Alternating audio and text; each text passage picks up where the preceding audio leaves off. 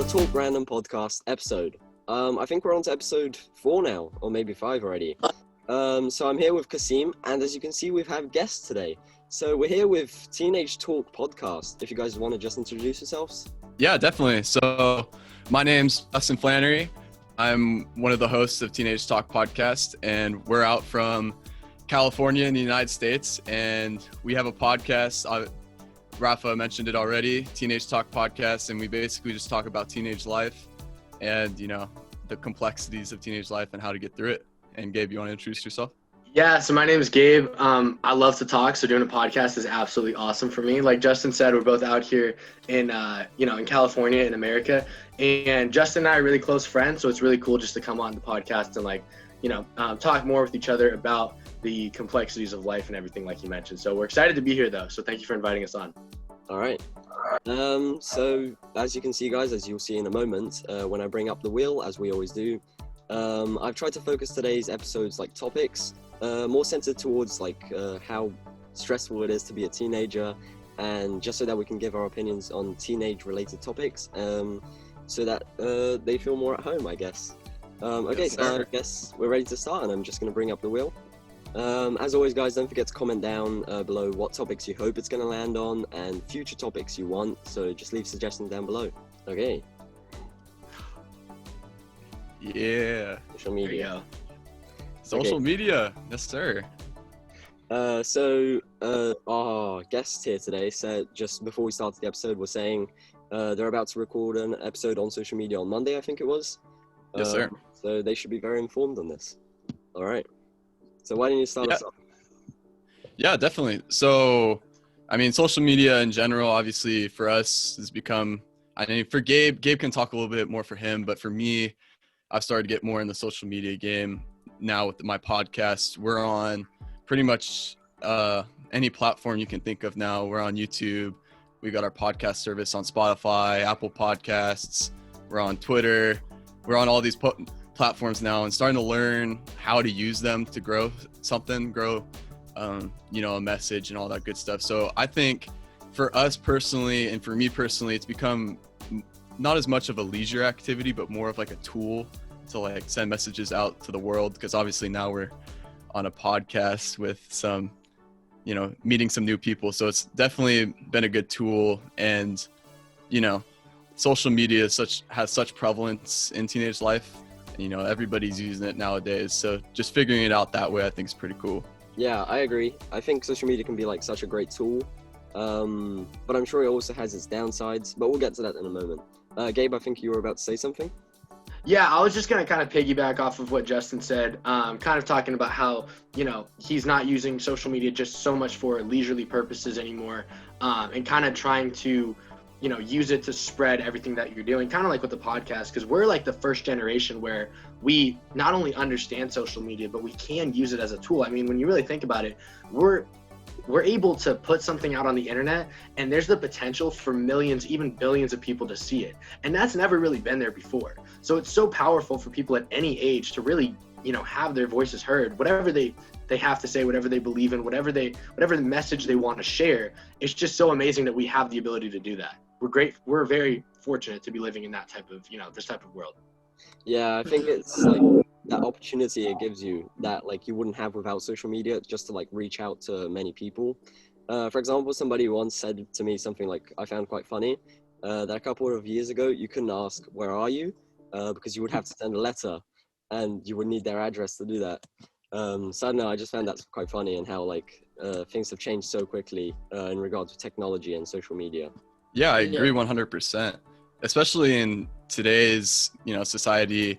Obviously out here in America, we're still dealing with social distancing measures and the COVID-19 pandemic. And so before, that sort of connectivity that you're talking about, where, you're asking somebody, where are they? And you have to send a letter, we're able to talk on Zoom, we're able to get on the phone, we're able to text through social media. So that sort of connectivity that it brings, I think is definitely super cool. And it can be used both positively and negatively. Always being able to communicate with somebody can be, both, in my opinion. Because sometimes there are a lot of examples where people just don't want to talk, and then they just ignore a lot of people and then like leave them unread, which is very sad for the other people that are on the other side. So that's pretty much a negative part of it. Yeah, but I wanted to say, like, with the COVID and all of it, because like before COVID, you were usually like in school, you would talk to people physically, and you were just very comfortable. And now, for me personally, when COVID started and we had to do quarantine, it was very weird because like I wasn't really used to using social media to connect with my friends and talk to them. So for months, I didn't talk to them, and it was just weird. And then I was like, okay, I have to go to social media because that's the only way that I'm going to interact with. And when I did, it was very fun because like we got to hear each other's voices and talk again and discuss about topics. And it was definitely a very good experience. But yeah, just like how the transition was made, it was quite tough. And I assume it was for a lot of people throughout the world. So yeah. Yeah, I think social media really has that thing where it can either be a really, really good thing for some people or a really bad thing. For example, it seems to have made life a lot easier, like Kasim was just saying, and how it can be such a good tool for a lot of things. But it's also made life a lot more stressful, because just going back to that letter example I was giving earlier, before you would send like a handful of letters a month and you would receive that same amount back. And once you do receive those letters, like you're taking care of them, you're reading them carefully, and you're replying to each one with the same amount of care that was put into them. But with social media, you're just getting like another 20 emails, another 20 messages every day from each platform. And so obviously you're just giving a quick message to each one. And so people feel, I guess, they have less attention. And so it becomes more a dispute of that attention. And so you're posting more, you're trying to follow more people so that you get more and more and more. So I think it really has that, like, you need to keep that balance so that it doesn't turn into a negative thing. Yeah, I agree with that completely. And just a question for you guys: are you guys like back in school right now, where you guys are at, or how's that working for you guys right now? It's optional. Like some people can go online and just study online while they're in Zoom, and people can go physically. And yeah, so it's like optional. You can choose. Okay, yeah, that makes sense. In a Zoom while they're teaching it. So I'm actually staying online and Kasim's going to school. Yeah. Yeah, we're all online right now, so it's pretty interesting because we're coming up on, I think next month it'll be a year since this whole thing started. At least for us, at least. I don't know where your guys' situation was, but it's just crazy to see how much life is adjusted. And I know Kasim, you mentioned with social media, talking to friends and stuff. It's like those relationships, because what I found is when you're at school, there's a lot of people that you'll talk to just because maybe they sit next to you or something like that. But when you're not seeing them every day, you might not actually be putting in that effort. So when it comes to like the social aspect of life as a teenager, I think, at least for me, I'm talking to a lot less people. There's only like 6 or 7 people that I talk to. And I mean, I don't know. But those relationships though that you do make the effort to talk to, those have gotten so much stronger, I would say. Yeah, I think it's a good time to see who like your true friends are, who you're still texting, and who you just like who's gone down your DM list. It's true. It's truly sad that that's like a way that we found out nowadays who's truly a friend and who's not. Seeing them go down the list, like it's just such a sad way to look at it. But unfortunately it's the reality of it too. You really, and I think sometimes like it kind of is. It seems sad, but eliminating those people from your life that you realize aren't important to you in the future, it might be beneficial. You can stay more focused on what you truly, feel grateful for and what's truly important to you. So, it's a catch-22. You can look at it in both directions, I suppose. Yeah. Just going back to that thing that Gabriel was saying, like that you socialize a lot more when you're in school. I always think about that like with adults, because like they don't really have that many friends like compared to kids, just because kids go to school. So I think it can be like quite a scary concept that you're like just gonna grow up and you're gonna lose all your friends and get down to that like 6 or 7, and that's all you're gonna have. So you see in like the kind of like those olden series, like Friends and stuff, or How I Met Your Mother. I don't know if you guys watched that. I like that show. Yeah. They can have like a group of 5 people, and that's it. That's their friends for life. Yeah. And that's definitely, just, I agree 100%. That's kind of like an unimaginable concept for me at the moment. Having like hundreds of people on social media I can talk to. But yeah. Agreed. It's because we have like such easy access. It's like if you wanna ask somebody a question now, like you don't even have to call people now. Like I could just type out 3 words and then just be like, oh, there you go, and then they'll respond to me instantly. It's just so convenient, so easy. But you're right, just having access to like hundreds of people like that, it's so different. Yeah. Do you think you guys like compare yourselves a lot to celebrities or people you just follow on Instagram or any other like platforms? Absolutely. And I think we talk about this a little bit in some of our podcast episodes. Yeah. Whether comparing yourself to social media influencers is beneficial or not.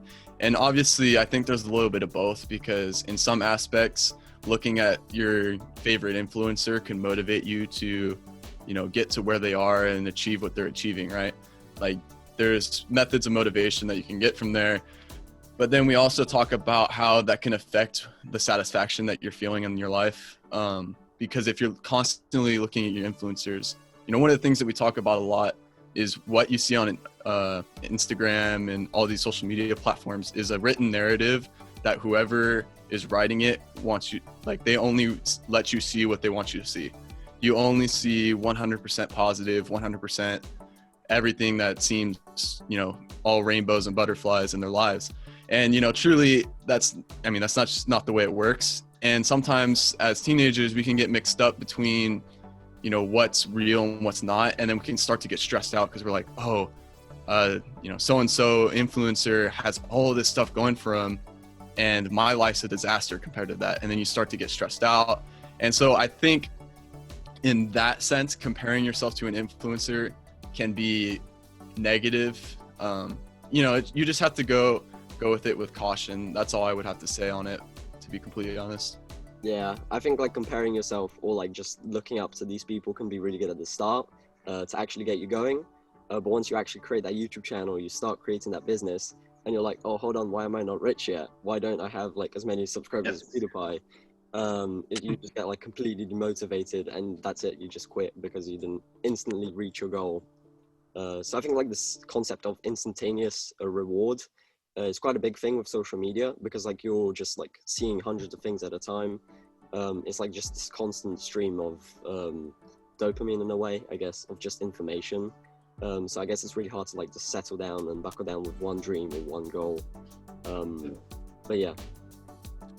Adding on to what Justin was saying before about like looking up to celebrities and all, that made me think about like how people like get so focused up in other people's lives, celebrities and like famous people that everybody knows, and like their lifestyle and exactly what they do every day. It kind of worries me because I feel like people forget about their own life because they're so focused up in other people's life as like what they eat, what they do every day, that they just forget about their own life and their own family, friendship, meals, and just like try to be original with themselves. They just do whatever the celebrities do, and to just forget about themselves and like who they really are. Yeah, I agree with that 100%. Going back to the thing you said about like the influencers, and you think about overnight, like, oh wait, I started this business, I started this YouTube channel, I'm doing this, but then you're like, well, why am I not where they're at overnight? And I think it's because, like what Justin was saying, it's the narrative that they are pushing. But the thing is a lot of times these people are showing like the best of the best, and they're not showing all the hard work that got them there. It's not realistic in any way. And I think that especially when you're young, like we are, and you're still at that impressionable age where for some people, like you may not be able to decipher that this is going to be a longer process. And then that's just going to create unrealistic expectations for everything in your life. I think that's like a good thing about the IB system. I don't know if you guys done like the personal project, which is like a good 2 or 3 months long project, which is like basically like the longest project like a lot of people our age have ever been involved in. Because like before that hand, it's like a month maximum long projects that you've been involved in. So it's like really like useful to me in a way, how they structure that, and they give us the opportunity to actually see like long-term goals and how to plan for that and so on. Yeah, for sure. I can't say that I'm exactly familiar with that. I think our system out here for IB is a little bit different. But I will say with the IB program, there are things that, in there, you're saying you have this personal project that forces you to see long-term goals. There's a lot of things that force you to kind of figure out how to progress through something and achieve a goal, which I think is really cool. But what I also think is really cool sometimes is you really get to find out like what you're passionate about and how to make your projects your own, which I think is super important, especially if you're starting a business, if you're starting social media. You know, all these influencers that you see, people are attracted to watch their content because it's authentic most of the time. I can't say it's all 100% authentic, but most influencers that are successful, it's 100% authentic and it's original. Like, it's their content. And even with business, you know, people are attracted to that sense of authenticity. And so I think it's cool. I mean, specifically talking about IB program, I'm sure you guys are familiar with it too. Like, that sort of individualism that you kind of are taught within your projects that you're progressing through, I think is a really cool thing, and it's super beneficial with application wise for sure. Yeah, totally. All right, if you guys have anything to add, otherwise can we move on to the next topic, I guess? I think we covered a lot there. Yeah, all good. So I guess we're ready to spin. Sir.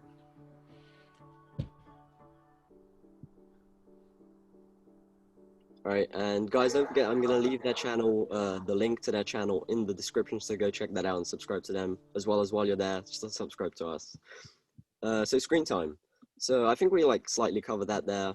But what do you think like about like parents setting like limit to screen time and just like individual setting themselves like screen time? Do you think like we're spending too much screen time on our screens and so on?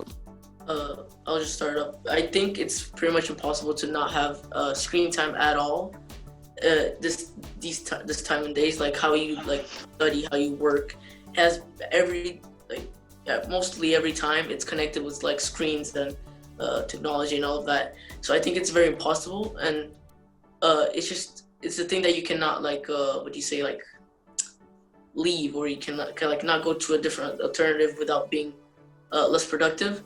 So I just think it's like a thing that everybody uses, and it's definitely going to be high, and it's definitely going to get higher and higher like as we move on and grow. Because especially like right now in schools, we're cutting a lot of, I'm not sure with you guys, but we're cutting like a lot of paper resources and just starting to use like computer iPads or I don't know, like other types of tech. And it's just definitely like been increasing over time. And Yeah, on that topic, do you guys actually think there's like any downside to having screen time, as long as it's like not for entertainment wise? Like if you're researching, reading, but on the screen rather than on books, do you think there's like any downside to that? This is what I was actually going to answer your question with when you said, what do you think about screen time? I don't think that necessarily screen time limits are the answer. I think it's more so what you're doing with that time, right? Because like, for example, you have some people that are just sitting around watching YouTube funny videos doing nothing for 24 hours out of the day. But then you also have other people that are like researching something they're passionate about, maybe looking at stuff that's going to benefit them. Like you can still be on a screen and be doing something productive because there's so many like resources on the internet. So I don't think that screen time is necessarily like limiting it's necessarily the answer. That kind of answers both questions there. So that's all I got to say. But it's a good point. I would agree with that too. I do think there are aspects that, it's hard to limit screen time, especially now. I think Kasim kind of touched on it a little bit. In the time right now, it's difficult for us not to use screens because it's so prevalent in kind of our everyday lives, and it's almost required in everything that we do. And so that can be seen as a positive and a negative because, Kasim also talked about the less paper used, all that stuff, and that's beneficial. But I do think it depends on your lifestyle as well. Gabe talked about focus and all that. It depends on what you're doing and what your goals are, because if your goal is to become, say, we'll go back to the social media influencer thing. You're obviously going to have to spend a lot of time working on the computer because you have to be connected to the internet to work on that type of stuff. But if you're more of an athlete, staying on the computer all the time isn't exactly part of your lifestyle. Like you should be outside doing training, practicing and all that. So I think it's dependent on your lifestyle. Where I do think that screen time limiting is effective is when you limit specific applications or programs within your device or phone or computer, whatever it is, where you're limiting sort of the distractions, because I think that's where it starts to get negative with the screen time, is when you're distracting yourself from the stuff that actually needs to get done. So I do think limiting certain times on distraction apps can be quite beneficial. That's just the way I see it, though. So what I was just going to say is that I kind of disagree. I do think there's like a downside to having like doing your research on screens rather than on other apps, or like, sorry, not apps, but rather like books or other resources. I think screens can be like quite distracting because you don't have much control of what you see. For example, and you also don't have a lot of ways to keep track of how much time you're spending or how much you've read. So for example, a book, you have chapters and you can just like set a goal like, oh, I'm going to read a chapter a day. And you can easily keep track of that. But it's much harder to like actually go ahead and, because the chapters are already there available for you. So I think it's a lot harder when you're playing like a game or something to go out of your way and set up a timer like, I'm only going to play 1 hour, and then actually stop. Also, like when you're doing your like research to be a social media influencer, you might like get distracted with pop-up ads, just like videos that come up, and it can be quite tempting to like just watch that instead of actually focus on what you're trying to do. So I think there is like a certain downside, but if you've got like good self-management and control over yourself, I think that can be like that it shouldn't have too much difference. But yeah. Just add on to like control over the thing, like spending your time. A lot of like platforms or social media in general, they really make it so it's like a rabbit hole where it's like they just want to keep you there as much as they can. So just keep on sending you as many things to see and waste your time on, because obviously that's how they get their money and stuff. So that's the way that they really like waste your time, and it's like usually very hard to back out, because like when you're watching videos on YouTube and it's like midnight or something, and you're like, oh, another one, and then another one pops out and it's like, oh, a new one, and then they just keep on feeding you things to waste your time on, which is, I guess it's kind of, yeah, it is bad, but yeah, it's like for their own gain, which is like a not sad thing, but kind of like just bad for your health and stuff like that. Yeah, I agree. I do think Rafa talked about a little bit the sort of distractions and you can't control what you see. I think that's a very good point. And I do think that's sort of the issue that a lot of people are experiencing with this online schooling environment. Because I think I talk about this in one of our episodes as well. You can have Zoom in one tab open, but you could also have Netflix, YouTube. Like the access to distractions and what may pop up on your computer is very difficult to control. And it takes an extreme level of self-control and discipline to be able to ignore that. And I think that's why a lot of people may not be doing as well, because there's so much access to distractions, where when you're in school, you're sitting at a desk. If you pull out your phone, like it's like an instant discipline type of thing.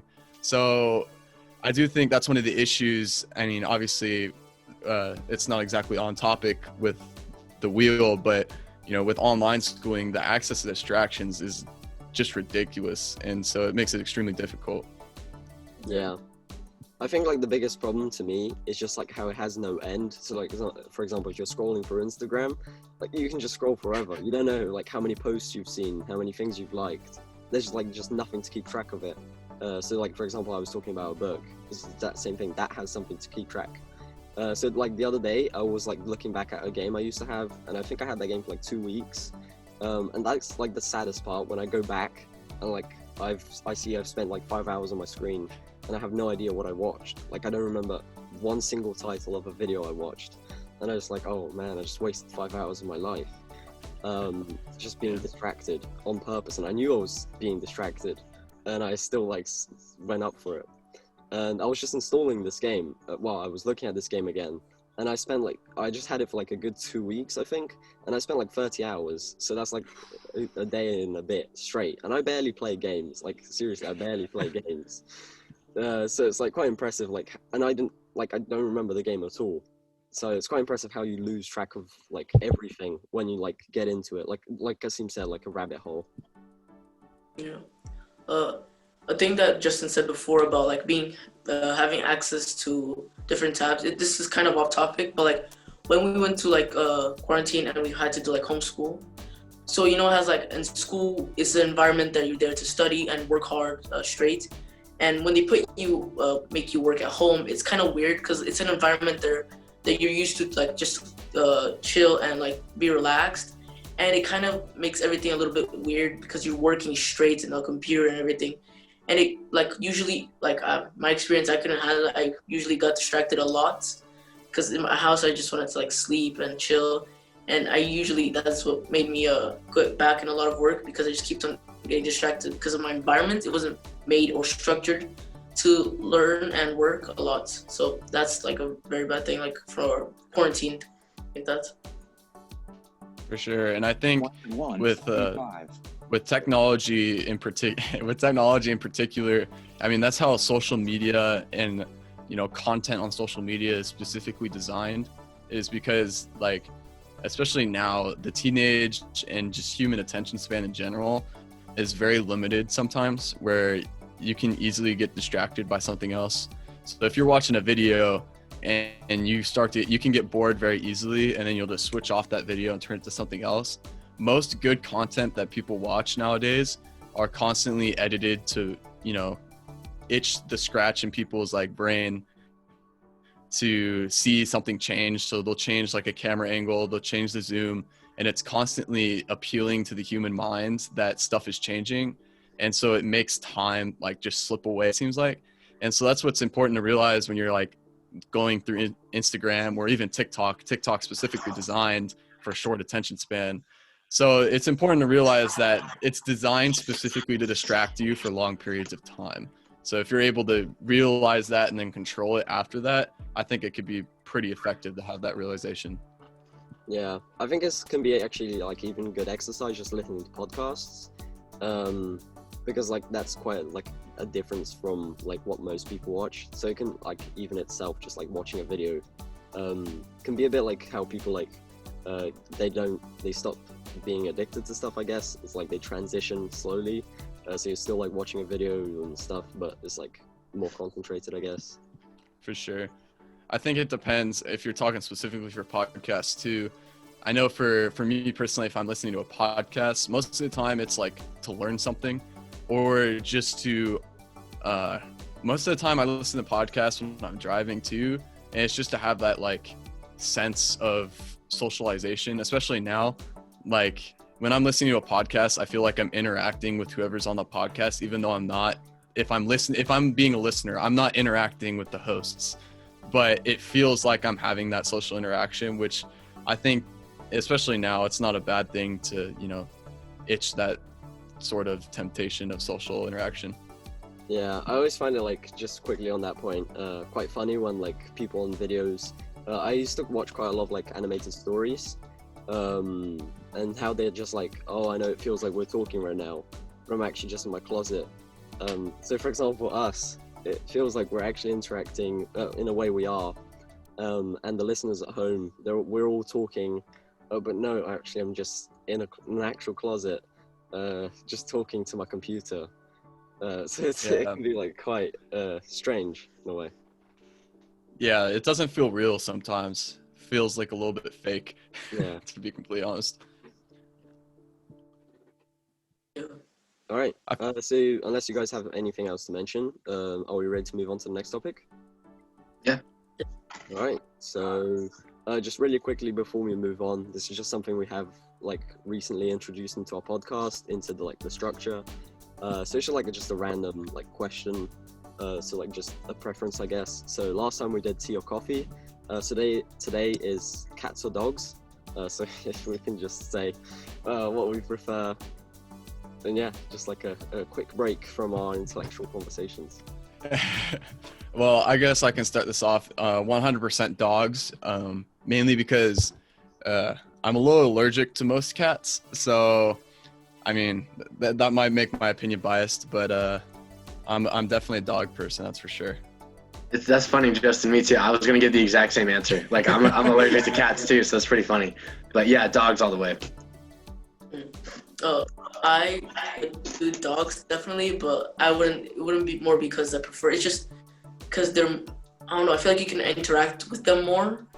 Like from the, but like cats, I feel like they're kind of like small and cute, and then you can like really like cuddle them like suet because they're so small. But yeah, but definitely dogs.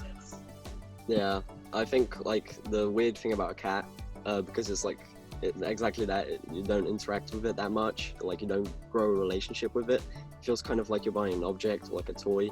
A bit like you buy like those hoovers that move around. Like if you can't afford a pet or something, like get those hoovers. It's the same as having a cat. You just have like this thing walking around. It might sound horrible, but yeah. Yeah, I mean, I can kind of see that.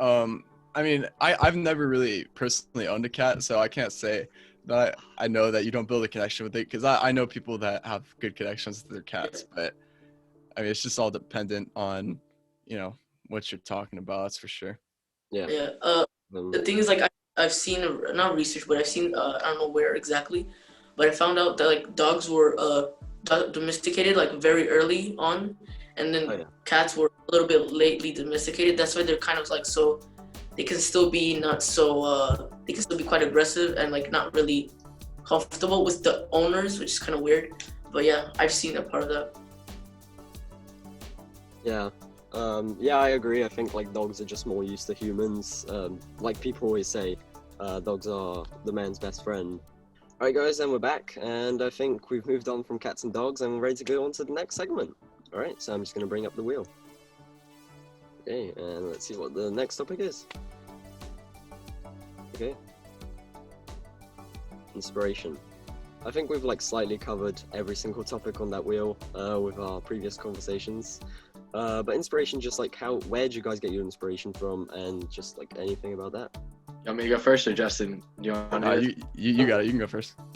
When it comes to inspiration for me, something that always works for me is I like to think about what my ideal life would look like in 10 years from now, and then that really determines what I do on a day-to-day basis.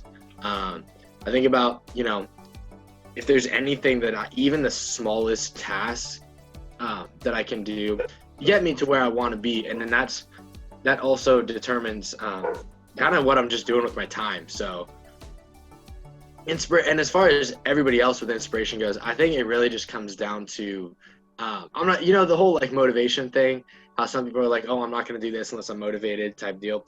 I'm not a whole big fan of that, because I think motivation's kind of I think it's one of those things where it's going to come and go. It's like happiness and sadness. Like you're going to feel those emotions at some point. It's inevitable. It's going to happen. But the thing is for you to actually get to where you want to be with something, you can't just do it when you're motivated and when those feelings happen to come around. You need to have the willingness and self-discipline to just develop those habits to get the stuff done when it needs to get done. So yeah, that's how I personally feel about it. That's all I really got to say. Yeah, I don't know if you guys know the YouTube channel Yes Theory, but they posted a video about like advice Elon Musk gave like to one of them when they were younger, and it was just like, if you need like about entrepreneuring, I definitely didn't say that right, but and like setting up your business, or just like any like dreams or goals you have in general. And it was like they were asking him for like some inspiration or like something like advice, and what he said was, if you need inspiration, I'm not quoting him, by the way, this is not word by word. If you need an inspirational speech, then you shouldn't do it. And I think like I really agree with that, because like if you're getting if you need to get your inspiration from outside sources, then you clearly just don't have that like motivation that you're going to need later on in that same like path to like drive through, because like there's not always going to be somewhere there holding your hand to inspire you to carry on. But yeah, I'd like to talk about what Gabe was saying. He talks about imagining his life, 10 years down the road, and I think that can be super effective. And I think even if like just imagining it might not be beneficial for some people, because sometimes it's hard to remember, keeping track of, I like to say like what your why is, like why you're doing something. Like even if it's just like having a picture on the background of your phone that represents like a goal that you're trying to achieve, and every time you look at it you remember, you're like, oh, like this is why I'm passionate about this. So for me personally, it's baseball. Like I love playing baseball, and my goal is to take that as far as possible. And so I have stuff all around that reminds me, why I'm, constantly training, constantly practicing, and this and that, why I'm doing all these things. And so, keeping your why around you, it sounds weird saying your why, but that's just the way I kind of call it. I think is, useful for inspiration, just seeing things that, trigger yourself to remember, that type of stuff. That's very good, actually. Yeah, the phone background thing's huge for me, because it's, you open your phone so much and you're constantly seeing it, and so it just becomes like embedded in your brain.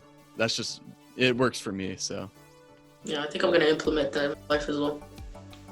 Yeah, I think that kind of goes back to what we were talking about, like getting inspiration from your like social media influencers, like having them on your background perhaps, or something like that. And it can be like, you can see that two ways. But yeah, like just what we were talking about before. What about like inspiration, like not in long-term goals, but like when you're going to like sit down and draw something, or you need to come up with like a name for your podcast or anything like that, like on a short-term basis? Where'd you get it from? Oh yeah, I'll real quick. I'll definitely, like, every time I'm doing a task or whatever, some short work, like you said, I definitely get a lot of my inspiration from music, because it's something very fast, and like you can use the beat, and then like, yeah, I feel like that's just the way I do it. I really like bass, it really just, like, every time I'm like writing, I like write with the flow of how the song goes. It's kind of weird, but like I do that a lot, and yeah, it like really helps me. I agree. I'm the same way. More recently, I've been, trying to figure out other types of music that motivates me. And more recently, I've been doing film soundtracks, from, Marvel, Star Wars, those types of movies, that like sort of intense, dramatic type music. I don't know, it just gets me in the zone. And so for short-term things, and you got to get an assignment done that's due in 2 hours, just put the headphones on, throw the phone across the room, and then, get it going. That's just kind of the way I do it.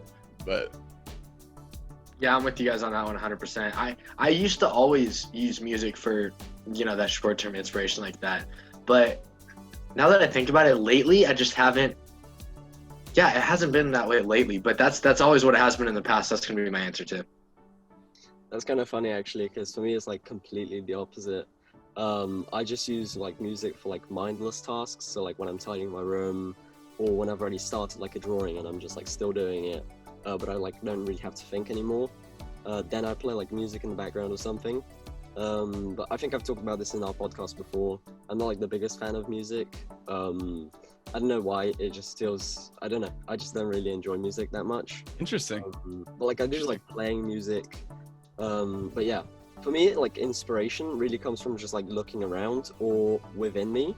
So sometimes I'll just like sleep on something, like and it will just like an idea will come to my head, or I just need to do something like random. So for example, if I'm trying to like think of something to draw, I'll just like scribble something on a piece of paper, like completely random scribble, and see like what image do I see within that. I don't know if you guys ever seen like those paint splatters, and then you can actually see like multiple images depending on your interpretation, and then I'll just draw whatever I see or whatever that like reminds me of. So yeah. That's interesting. I'm kind of the same way. I mean, in sort of a sense where I think more, I'm not as much into drawing, but in terms of writing things, it's hard for me to do music and write at the same time. I don't know, especially if it's lyrical music. I can't do lyrical music and write. My brain's not skilled enough. But I agree, getting started in just writing or typing or just, getting started on something, I think is definitely the best way to go. Even if you don't know where you're going, sometimes you just end up getting there and you get to where you want with it. So I think that's pretty cool. Yeah, definitely. I think like starting is definitely like the most useful thing you can do. As you said, even if you don't know what you're doing. Yeah. And it's like that, even like, when Gabe and I record our podcast sometimes, we try and plan it out, and sometimes we're like, you know what, like, let's just record and see where it goes. And it ends up, falling right into what we were hoping, like, and what we were trying to plan out. And so sometimes, especially with creative things, creating content, writing, drawing, creating music. I think that's just the way it has to go sometimes. Just kind of has to flow naturally. Yeah. It is the way. Do you guys think that people's inspiration is either decreasing or increasing? Because obviously a long time ago, before social media or anything like that, you didn't have you had a lot more time to see to get that inspiration from yourself. So as I was saying before, to just reflect on stuff. But nowadays you have a lot less time to see within yourself, but you have a lot more resources to get inspiration from outside. I think that it's increasing heavily with every day that goes by, because the thing is for me at least, when we talked about social media and the influencers and everything, I was exposed to so much that I would not have normally been exposed to, that made me realize what I wanted to do with my life. And that obviously made me work a lot harder. That made me, motivated in the short term, like I said. And I think that there's a lot of people out there like that. You're going to, and it's across the entire world too. You're going to see things because you're exposed to more. You have access to more. So you're going to see things that, your passion might be the next ad that pops up on your phone. You don't know. And then that's going to take you down a whole brand new string of ideas of what you want to do with your life and this and that. And I think that the more access that you have to all of this information and all of these new, careers, business ideas, things that you could be doing with your life, then the more motivation, inspiration people are going to get. You're not getting more inspiration because, you're looking at how things are, the state of things are, and you don't think there's really a future to work for, to expect, or to build up to do something big. You think, oh no, it's not going to do anything, it's going to be useless. But then what you told me, it also reminded me this quarantine thing helps people focus a lot on their own lives and what exactly they want to do. So I think there's some people that think I think it's a 50-50 where people think there's no future, it's done, and people that think, okay, now this is my time to focus on me and what I want to do for real. So yeah. Can I say something else real quick? Yeah, go for it. Give an example. So this is a real world example of what happened. So this was my freshman year of high school, which is 9th grade. I don't know if you guys use the same terminology where you're from. So I'm sitting next to this kid in class, and he was new to, he had just moved. I think he was from Mexico. He came from Mexico over to America. He's sitting next to me in class. His English was very, he's still learning the language, of course. And there was this thing, and I don't remember exactly what the assignment was. It was our college and career foundations class, which is basically just a life class. You go over different things. You're talking about what you want to do with your life, and you had to draw on this piece of paper what you wanted to do. And this kid that I hadn't really talked to him because, like I said, his English was kind of skewed and everything like that. But he was still a really nice guy. But he draws like an airplane on the thing. And it wasn't the best drawing, so it was kind of hard to see. And it was anyways, long story short, he wanted to be a pilot. And the reason that he came to that conclusion was because he saw the movie Top Gun. I don't know if you guys have ever seen that movie, but he saw the movie Top Gun. He decided he wanted to be a pilot. And he was literally, this kid, talked to him before, he did not come from an area in Mexico where he was exposed to all these movies and all this other stuff. It's a different lifestyle no matter where you're at, of course. But because he was exposed to all that, he had the ability to, have that thing click in his mind to say, hey, this is what I want to do with my life. And I think if that's not there, then, you have less time to look within yourself and figure it out, but you have so many, kind of piggybacking off what I said, you have so many other stuff on the outside that something might just click in your head one day like it did with him. Yeah, definitely. I think just going back to what Justin said before, a big problem to me at least is to actually separate outside ideas from your own. So for example, if you're getting inspiration from social media influencers, again, just going back to that example, I think it was Justin that said that they are famous because they come up with their own ideas. They had ideas that people enjoy. And so you can't always just copy that idea, because I think once I get inspiration from outside, it's quite hard to make it my own. Of course I can make it in my own style, but it will still be the same picture and that just doesn't feel very unique to me. So I struggle with that a lot, and I just end up, like, specifically in art, like, I look at a picture and trying to draw, like, just get inspiration from it. I end up drawing, like, this exact same thing that I saw. And yeah. Yeah, definitely. I agree. I think sometimes it's difficult, you know, especially, I know, like, this is kind of an arbitrary example, but, you know, if you're just writing an essay and you're supposed to, like, writing an essay on, like, a certain article or something, and you're looking through the article to, like, for information to include, it's super difficult to go from reading the article to writing without just writing what the article says. And so I think that's definitely a good point where, you know, getting an inspiration should be used as a tool, but it's got to be used smartly, because especially in the content, it's got to be authentic and it's got to be unique. And, well, it doesn't have to be, but that's what most people are drawn to. So I think that's a good point that you touched on right there. All right. So any more comments, or do you think you guys are ready to move on? Good. All right. So before we move on to the next segment, guys, as always, we're just going to do quote of the day.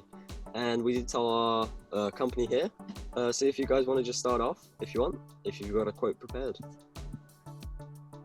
I do. Go for it, Gabe. Start us off. So this quote, by the way, I don't know if you guys know who Steve Cook is.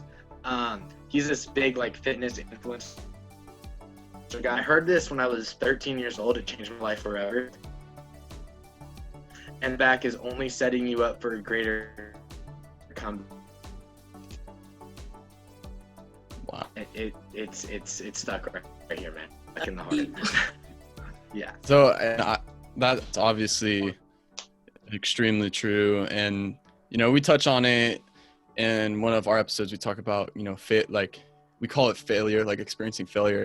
And I think that's super strong to have that sort of mentality of, like, all right, I didn't succeed this time, but if the lessons I learned from this experience are only going to let me be stronger when I go for it again. And I think that's super powerful. And most successful people, you hear, like, in the interviews they do, they always talk about that same sort of subject.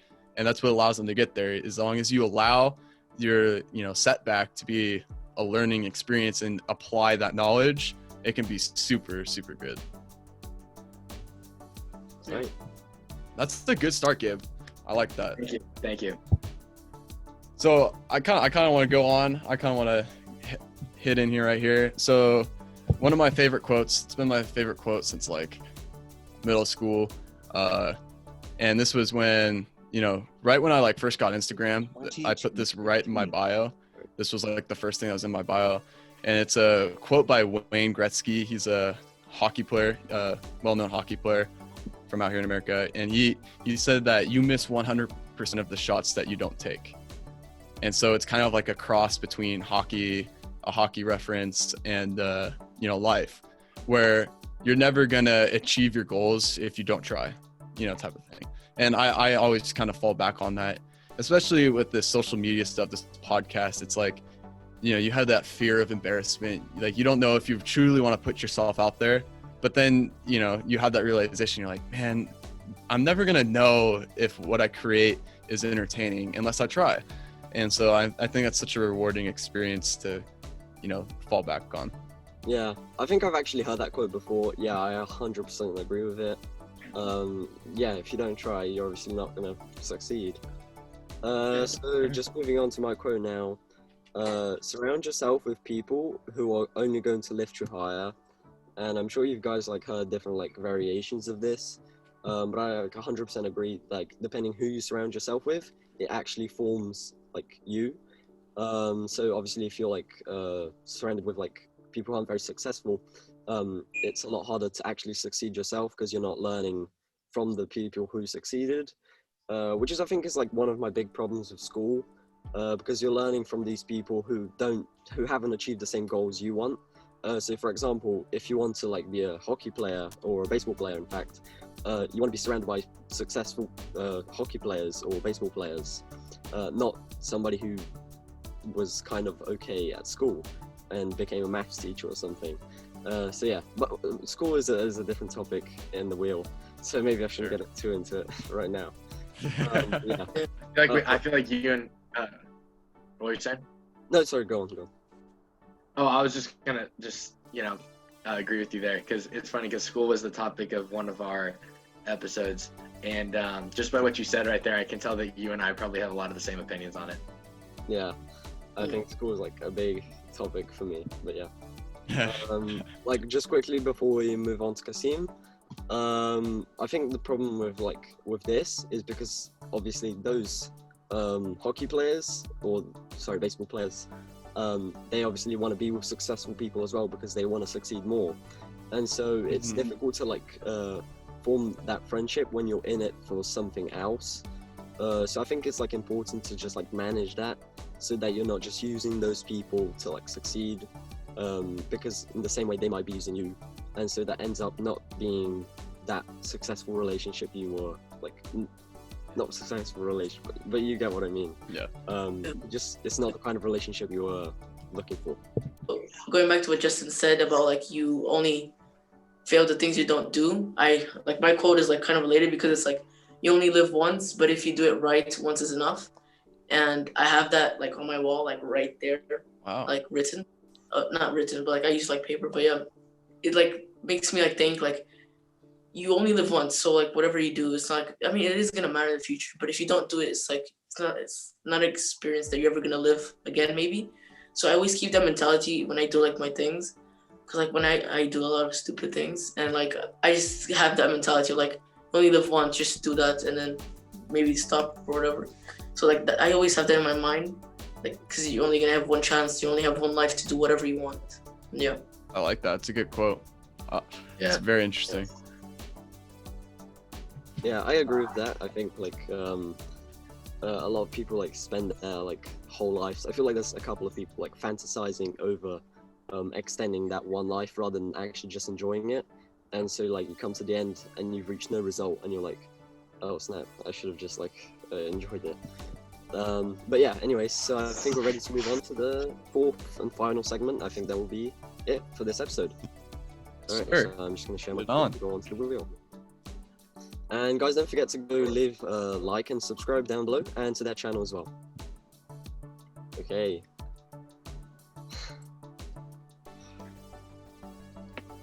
What was that? School and what? And jobs, like Jobs. just as in like that system. Gotcha. Whichever one you want to comment on. Sweet. I think Gabe should hit this off. I know Gabe's got some good opinions on this. Yeah, so thanks Justin for giving me the floor right now. I appreciate it. But I'm gonna just go with the whole balance thing, right? So when it comes to school and jobs, especially when you're a teenager, it's tough to balance all of it, especially when you think about high school sports and everything too. You got a lot on your plate that you have to you kind of have to juggle a little bit. So, but when it comes to school and jobs, I think that well, before I insert my opinion, what is the typical? How long is your guys' school day? Before I go on. Oh, right now. Like Right now it's like 4 hours, but usually it's like 8. Okay. So 8 hours. So that's kind of similar to like what ours is. When it comes to school and jobs, my opinion is I am really big into the idea of a shorter school day. Not so much for the reason of just being a kid and just being like, oh, I don't want to be here, because I know a lot of kids are like that. But I think it actually has a lot of benefits to it, because when it comes down to it, I personally believe that in school, where you're taking these classes that you have to, a lot of times about stuff that you're not even interested in, I don't think that that's setting you up for the real world in the best way that it could be. And ultimately, these are years of your life that you're not going to get back. So you need to be productive with what you're doing here. I think that, like, you know how earlier how I talked about with the social media stuff, how you're exposed to more things that you learn that you're passionate about. I think that it's a very different world nowadays than it was, maybe back in the 70s and 80s, where school actually taught you, maybe what you wanted to pursue and what career path you wanted to go on. Nowadays, you learn stuff through experiences. You learn stuff through your favorite influencers. You learn stuff through watching YouTube videos. So what I would say is, and this is in the school category, I'm gonna get to the jobs category later. In the school category, there needs to be a shorter school day. And the reason for this is because you need to spend more time developing your passion and how you're going to contribute to society as a whole, rather than learning that the mitochondria is the powerhouse of the cell. Now, that is what I would say about school. Now, when it comes to jobs in specific, I think that if you're working a job just to work a job, maybe you want some extra money, maybe you're doing this, maybe you're doing that. I think that it's really important to balance, be willing to balance that with school and whatever else you have on your plate. I think that if you don't necessarily have to get a job and you feel like you're just ridiculously stressed and the quality of your life goes down, then maybe that's not the smartest thing for you. But, if you're somebody that's able to do that, then go after it. That's all I gotta say. Yeah, so I think just to go back on, just to go back on the topic that you were talking about, like how you don't really have a choice over the subjects you study. I think that's like a big thing for me in school, because I think like a big scapegoat for this like school systems, is that they say, oh yeah, but like after a couple of years you get to pick your subjects, and so you can like focus more on them. But that's really like, you still don't really get to choose. They give you like a limited options that might have like nothing related to what you want to study and learn about, like nothing to do with your like goals in a way. But also because like I really hate the fact that you can have like an extra subject, for example. So for example, you want to study like 6 out of the 7 you need to choose, and so you're just going to pick one at random or something. Like you're literally just going to flip a coin to choose, and then waste the next 3 years of your life based on a coin flip, knowing you're literally just there because you have to. It's like quite disgusting to me, like that system. It's just a massive like waste of time for absolutely no reason. Yeah. About that, like about school choice, class choices in school. I don't know if for you guys, but like 12, 13, the last 2 years of school, you like do like before the previous year, before those 2, you choose the classes you're gonna take for those years. And I think it's not kind of bad, but like I feel like it's kind of like overwhelming, because like whatever you choose, you're gonna do it for 2 years, which is kind of scary, because like maybe you don't like, you're gonna feel like you didn't kind of like it, and then you have to like keep thinking, oh, I have to do this for 2 years. Yeah. And I feel like they should be like a midterm where like you could kind of change, like depending on what exactly happened or what you're learning. That's all. Really, it's kind of small, but yeah. For sure. And I think something important too is the fact that the school system isn't made for everybody. And that's what's so difficult about it is, there's some aspects of the school system that work for some people. So having that sort of class schedule planned out in advance, that works for some people. And, frankly, they want to experience a broad field of subjects so they can figure out, based on what they experience, what they want to study. For some people that works. And for others, they already have an idea of what they want to do with their life, And so for them, taking these extra classes that, they're never going to use again is just an utter waste of time. And so I think it's a difficult, subject to grasp, because it works for some people, but it also doesn't work for everybody. And so it's just difficult because the school system isn't balanced for everybody. And so I do think there are some aspects that need to be changed. And, I just think the classic school system sometimes doesn't work for a lot of kids. Yeah, I think like we were saying before, there are some benefits to school, as in like the social part, that you really get to interact with lots of people like face to face, and that's like quite a nice part of it. So yeah, I think like the school system has a lot that it could improve, even though it's got like a lot of faults. I think like the biggest problem with school is how it's like integrated into our society in a way that like it's not going to change like for the foreseeable future. And if it does change, it's going to be again one of like those scapegoats where the school's like, oh yeah, but look at how much we're doing, when in fact it's like giving us a choice after 9 years of wasting our lives, and it's already a bit too late now. And yeah, like those kind of things, I think it's just not going to change enough to make a difference. But yeah. Oh, you were gonna say something, Kasim? I was just gonna quickly say, because like you're saying, it doesn't change. I've also like heard before, like a lot of, how like the world has changed like so much and everything, and like everything has somehow changed in a way or another. Like, but I think like schools haven't changed like at all. Like they changed the way you do it, but they actually haven't changed what exactly it does. You know, like I just have a feeling that they could change it to a better way of like learning and like the way they teach and stuff like that. I just feel like I know that a lot of people are trying that and teachers are really trying to do that, but I feel like they should be able to change it in a way that is more easier and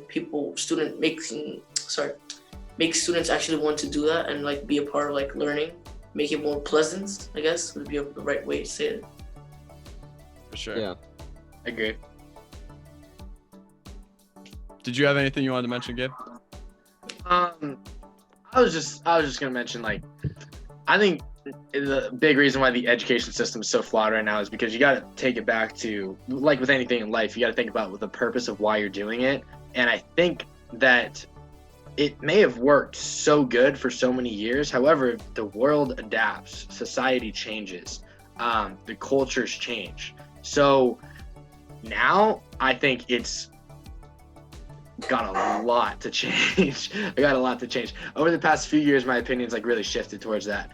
But I think that the purpose of education is obviously to get us to the purpose of going to school, right? Is to get us to a point to where we find out what we want to do with our lives, we grow up into that, and then we get proficient enough in that subject to the point to where we can eventually contribute to society through whatever we want to do. Does that make sense?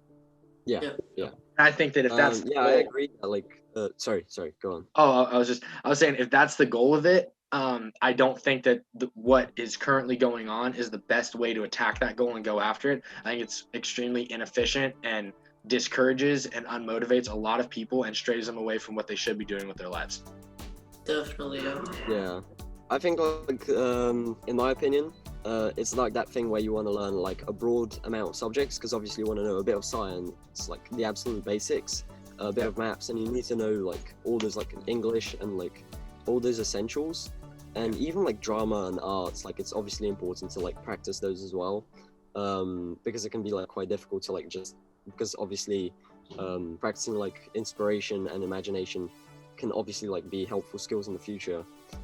So it's difficult to not account for those. But like after year 7, so like before you go to high school, for me that's just where like it stops being useful. So you spend like a couple of years like actually learning stuff you're going to use for the rest of your life and just really getting that inside your brain, so that you never forget those skills. And then after that you start learning about trigonometry and just stuff you're going to forget in a couple of weeks. And you're just moving on to topics so quickly that you don't really get to go really deep into it, which is what you need to go into a good profession. Is like that, setting your foundations in a specific topic, and just school doesn't account for that after year 7 or so. I agree. Yeah. Okay. So anything else to add? No, sir. I think that wraps it up. All right. So I think that wraps up episode 5. I think it was. So thank you, Teenage Talk podcast, for coming on here. Thank you, Kasim. And yeah, I think that wraps up our episode. If anybody else wants to say anything before we go. Yeah, thank you for having us on. You know, we've had a good time. Appreciate you guys having us out. Yeah, we appreciate it a lot, guys. Thank you. So before everybody leaves, sorry, go down below, check out Teenage Podcast in the link down below, like right there. You can see the name. Don't forget to subscribe to them. Watch a couple of all their videos. Leave the like on all of them. And obviously, don't forget about our channel. Subscribe as well to us and leave a like on the video. And thank you for watching. Yeah.